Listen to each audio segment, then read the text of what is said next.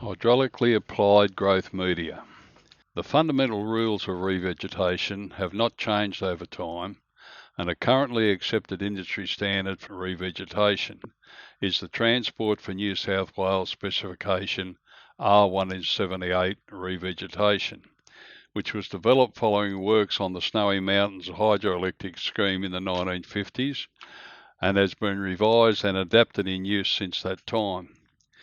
If the requirements of the specification are followed, quality revegetation outcomes are usually achieved on even the most challenging of sites. Unfortunately, those who produce revegetation specifications in Australia are often not familiar with the current developments in this field, nor understand exactly how the various hydraulic applications work and how to use them to achieve the results they desire. There are several types of hydraulically applied growth media currently available in the market, and sometimes the details of these applications are short on technical certification, confused by marketing spin, and lacking detailed proof of long-term results. Industry standard specifications. The R178 specification in New South Wales has recently reverted to what was the nominated version in 2008. Unless it is acknowledged that R178 is a prescriptive, not a performance-based specification, misunderstandings and disputes can arise during the execution of the works, so that the standard of the completed work suffers and results in all parties leaving the site on completion with a feeling that the works and results could have been better. No specification should be expected to cover all the soil types and conditions encountered on sites, nor should it be expected to guarantee a certain level of performance at completion. The specification as written assumes that both the superintendent and the contractor have a workable understanding of the revegetation process and that they will work together to produce the best result they can with what they have been given to work with.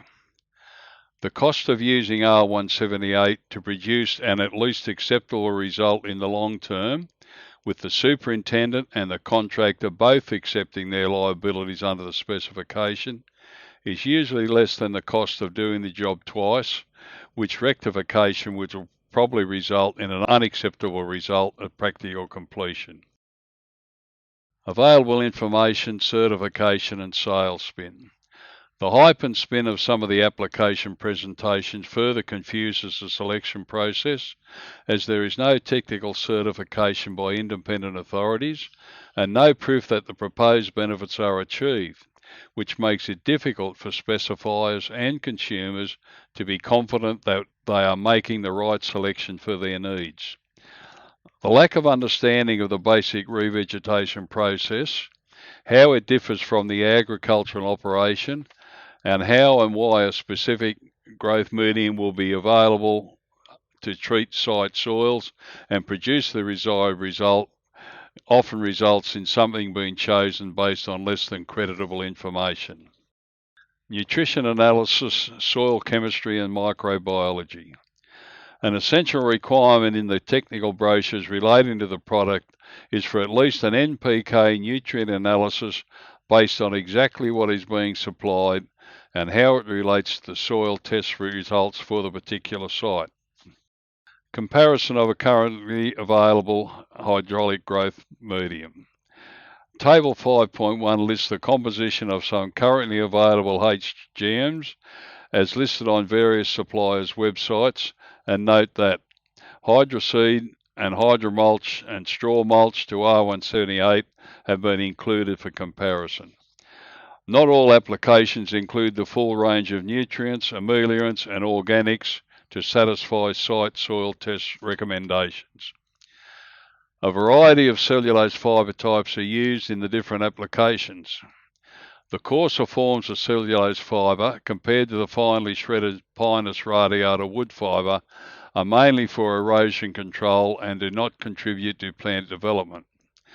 Some suppliers recommend that the site soil testing be conducted to determine whether additional site applications are required prior to the application of their hydraulic growth medium. Due to commercial and confidence considerations, most suppliers do not provide a full fertiliser, ameliorant and organic analysis with full identification of the various ingredients to enable determination of what additional ingredients would have to be applied in a separate application to satisfy site soil test requirements and recommendations. Safety data sheets are either not supplied as in-house documents, or do not provide any details or risk in the use of the confidential ingredients. The quantity of cellulose fibre used in the application is based on the bag weight, which includes various fertilisers, ameliorants, additives, organics and binders, which when taken into account can reduce the actual amount of cellulose fibre being applied by up to 30%, resulting in non-conformance with specification requirements. Some of the ingredients are listed as a liquid form, contrary to specification requirements that all ingredients are to be solids, as liquid forms are usually intended to be for foliar application only to emergent vegetation for maximum absorption by the plant. The coarser forms of cellulose fibre when used on steep batters usually have a qualification that meshing of the fibre onto the batter should be carried out to avoid wash-off in heavy rain. Various types of binders are nominated, and binders used must be re-wettable to be biodegradable. Non-re-wettable binders with heavy cellulose fibre applications form an impervious surface, which prevents ingress of rainfall to the soil surface, which retards or prohibits germination. Cost-benefit analysis comparisons. Sites, conditions and soil types vary considerably, and no application which is not site-specific for the soil types and conditions can be relied upon to produce the desired results.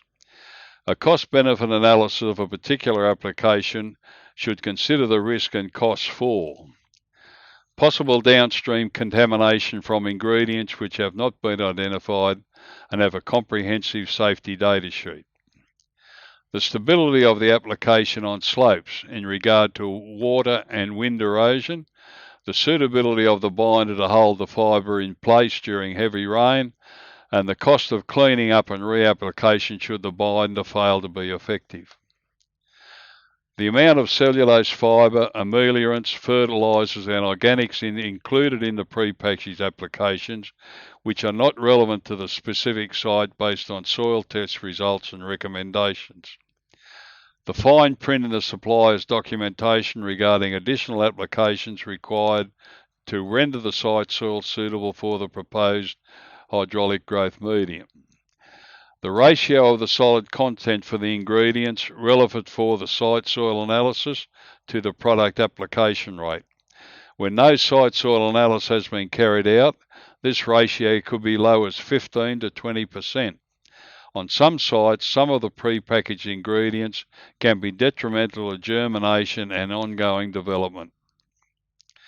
Accepting suppliers' unproven claims on product performance for long-term results, not just for initial cover crop germination. Realisation that, in the event of the application not achieving the required results, with subsequent weed erosion resulting in problems and additional works being required for client acceptance at practical completion.